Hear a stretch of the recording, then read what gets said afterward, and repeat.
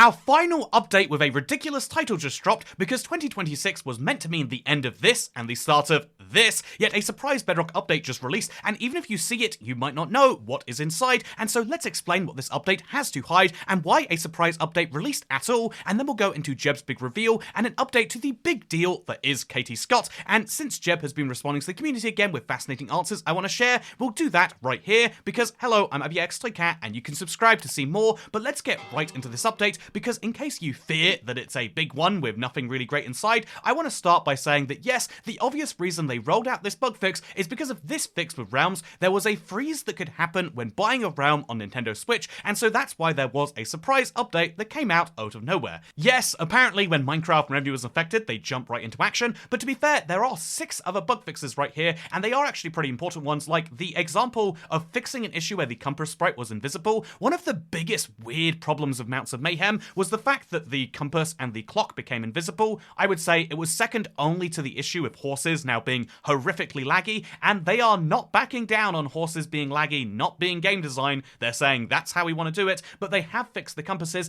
and they've also fixed player data becoming disconnected from account for Xbox players in split screen mode. Now, I think we have the inside scoop on this because HackerOneMC says he's reported this bug 4 separate times with each of these bug fixes, and basically it's the issue that when someone joins your game in split screen, their data becomes disconnected, so they can't play as one consistent player, but they fixed it 4 separate times, and so is this the real fix, or have they just said they fixed it and maybe it's not actually? We will have to find out later. Otherwise though, they have fixed issues of textures and add-on resources, and also a bug that could cause players to disconnect if the effect @E command is used on too many entities. This is a good thing because I have done that myself too many times, I'll be honest, but in general this is great news. And so to answer the 2 big questions, why did this come out and why did this come out with that update title? Well, the first one is obviously, even if bug fixing is important, I think the reason this came out so fast is because revenue related bugs are very important to Mojang, and everything else was probably being worked on anyway. And as to why it came out with that update title, despite every update in 2026 meant to start with 26.0, is because I would say the Minecraft Bedrock has 3 major types of updates. There are the major updates or drops, Mounts of Mayhem, Copper Age, Chase the Skies. Then there are the minor updates like 1.20, 1.120, which is famous mostly for breaking Bedrock beyond recognition, such that it needed 4 hot fixes. And then there are the hot fixes, which are rolled out immediately with no beta preview process.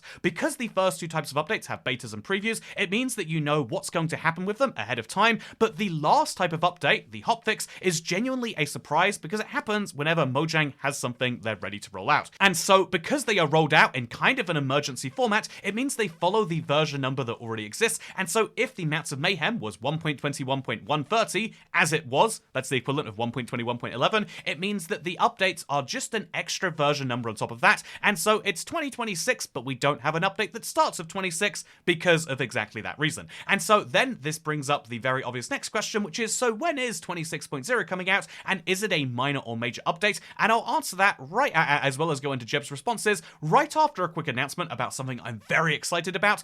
So obviously, as you all probably know by this point, I am currently in the exclusive pre-release run for the AbbyXToyCat Collector's Edition card. To celebrate 13 years in the Let's Play world, I had this piece of art commissioned. Some people say it's furry art, which I think is hilarious, but it is a delightful piece of art of me in front of the world drawing the house. But we have this piece of art that's right here that is on this Collector's Edition card that comes with a sleeve and a case and everything else, and if you buy one, it will be hand signed by me. Genuinely, every single one of them will be touched by me, will have my DNA on it. But what's fun about this is I'm announcing a stream tomorrow where for every single card sold during that stream, I will make my build in Minecraft a block bigger. This is going to be the insane pyramid we spoke about earlier this week. I'm going to do it all in one stream, even if that means like, okay, we're going down to 100 layers, then I will make a giant pyramid from the top down, alongside some extra fun things like spinning the wheel of Toycat. It's gonna be a silly stream probably, but if you want to show up and see some of that silliness live, then I think I'd announce it here because not all viewers get stream announcements, even people who like to watch live streams. It's one of the weird things about YouTube being a short platform, a long platform, and a stream platform. But for now, let's get back into the 26.0 update. That is the next update we know is releasing for Bedrock, assuming no more hotfixes. And a lot of people have questions about, is this a major or minor update? And obviously, when is it going to come out? When will we be able to get our hands on what is inside here? So the answer to the first question is 26.0 has currently gone through 7 separate previews and betas, although only 4 of them have been public, and so that is something that tells us they are putting a lot of technical work behind the scenes, mostly because it is going to include the big feature of subtitles. There are lots of other fixes, there are lots of other nice little changes, parity-wise, etc., but the big thing you need to know about is that subtitles will be coming, but this is just technically a minor update because it is parity from Java effectively, and so when will it be coming out? My current guess, if you want to keep an eye on that, is that I think early February is basically guaranteed. We've seen 3 updates publicly and 6 not so much publicly, and so I'd expect to see 1 or 2 more, and then after they finish the beta process and they start working on 26.1, I would expect to see it, like 2 to 3 weeks after that. So in other words, 4 to 6 weeks from right now, we'll see 26.0 actually drop, and so we might see a 121, 133, but the first big update of 2026 will actually be out around Valentine's Day, actually, which is kind of cute. Speaking of things that are kind of cute, let's talk about Jeb.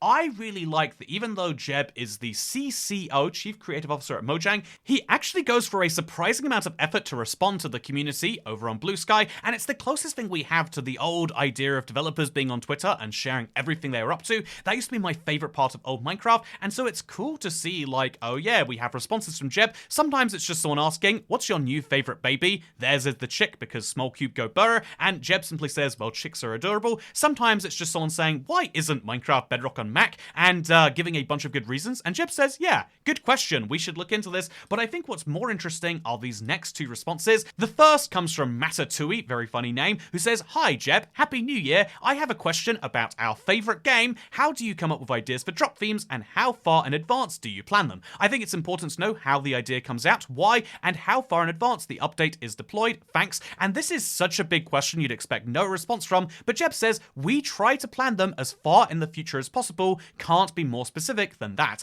This is a huge piece of news that says basically, yeah, Jeb has confirmed they want to have updates be as planned as far into the future as possible. That's why back in the day they revealed when they were doing 1 update a year, they had a good idea of the next 4 update themes, and so it could be that we don't just have 4 drops planned, we might have 4 years worth of drops planned. It might be that they've got very, very big ideas about what they want to work on, which would make sense given just how much content has to be in there, but that is really interesting as we go into this next one from Nemo, who says, do you think that inventory sorting / item filtering could be a potential update for Minecraft? Yellow equals contains item name, orange equals shulker bundle backpack contains item which contains name. It's actually a fun idea to have, like, searching by items like this, but Jeb says, actually, no. My perspective is that the items are physical things that you can have in your chest / backpack. They are not just abstract container slots, so managing and sorting is part of what you do in the game. I know this is subjective and the topic is regularly discussed. This is such a good response. Again, it's a developer saying, yeah, this is a bold take, but actually I think the point of an inventory is to be a limit. I think the point of the inventory is that you have to sort through it, and I think that, again, as long as people continue not to send hate in exchange for sharing opinions, because some people are wired that way and I don't understand them, but I think as long as we can continue to get these open insights, they're really, really valuable, which is why I think it's so interesting to go into this next question from Droid282, which is question number 1, according to them. With the employment of Katie Scott becoming head of Vanilla Minecraft, do we need to be concerned as a community with any paywall or microtransactions popping up and her past employments at companies known for their microtransactions? This is a big question, and that's why Jeb just says, well, you can see my answer to someone else on this question, that someone else being Mobswamp, but they say, yeah, there's a huge community in the panic in the community surrounding the new hire. The speculation is that Mojang wants to add microtransactions to Java, something he personally finds unlikely. Can you speak on it so I can calm my community down? And Jeb simply responds, my policy here on Blue Sky is not to comment on future development plans,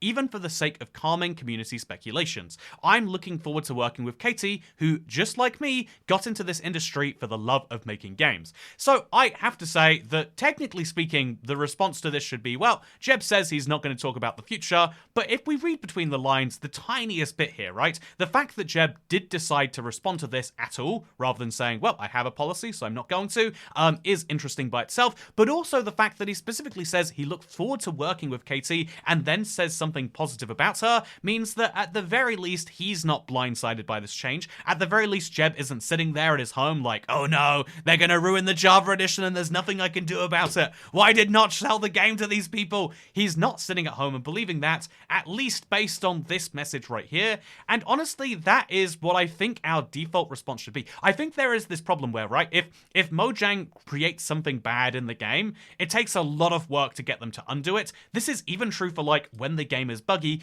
It took so much community feedback and then weeks of development time to literally unbreak Minecraft after they broke it. It takes a long time to undo things in the Minecraft sphere because things move so slowly. And so I think that is something that makes people very antsy, because if they add the marketplace to Java or microtransactions of any form or whatever it is that people are worrying about in their conspiracy way, it's like, yeah, by the time they add it, it's too late. And that is the problem with big companies moving super slow and not really being willing to, make big changes, is that you have to worry when those changes even start to be made. Is Katie Scott a concerning hire? Well, obviously, looking at her LinkedIn, her big roles have been on companies that work with microtransactions, but I would also say that especially when you're not talking about the major chief at a company, or even at that sort of C-suite level, when you're talking about people who are hired for a company, they don't get to go rogue and independently do what they want to. Their job is to do what their boss sets as their target or their metric. And so if their boss says, yeah, we want more microtransaction revenue, work out what you need to do, everything's on the table, then that's bad news, of course, right? But if the goal was like, yeah, we hired this person because whatever she aims for, she gets done. In the past, that's been microtransactions, but in the future, maybe that means like making sure updates roll out on time. Maybe that means making sure that more sales of Minecraft are had. That's far more profitable than microtransactions even now. I think that doesn't that could be possible, and I'm not going to claim that I know. I'm just going to claim that I know that you don't know. I know that you don't know what she's up to right now, and I like to believe that everyone in the games industry genuinely does want to make good games.